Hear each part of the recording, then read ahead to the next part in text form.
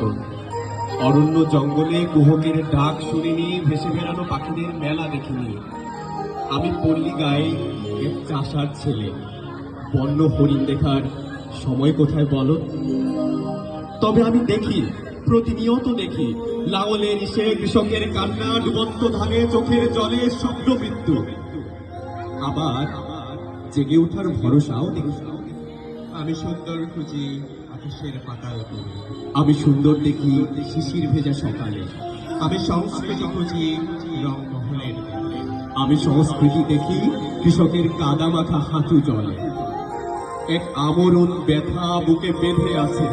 কোথায় সেই রেনেসার কবি ফররুখ, কোথায় সেই পল্লী কবি জসিম? আবার কখন পুঁথি সাহিত্যে বাজবে হৃদয়ের গান, আধুনিকতার ছোঁয়া নিয়ে দিবে আহ্বান? তোমার একদম ভাবনা নেই। পল্লী গায়ের কৃষক ছেলেদের এসব ভাবনা থাকতে।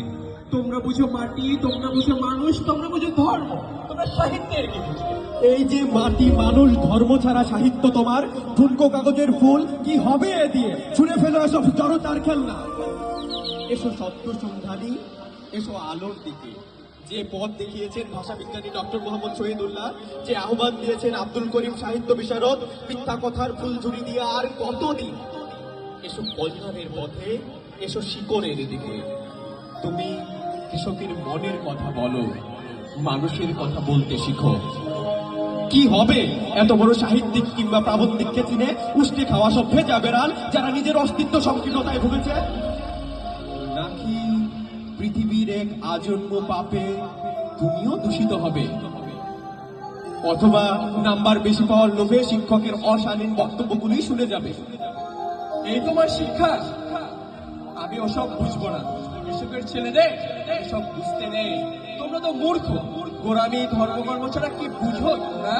তিন বেলা পেট ভরে খাওয়া ছাড়া কি আছে তোমাদের? তোমরা ডায়েট জানো?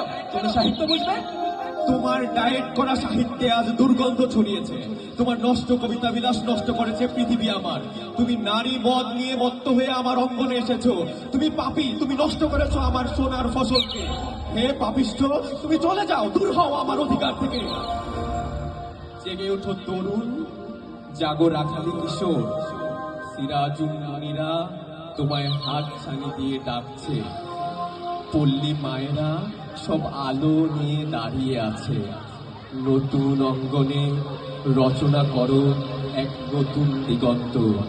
হও তুমি পুঁথিরাজ, এ যে তোমার, তুমিও যে তার, একান্তই তার।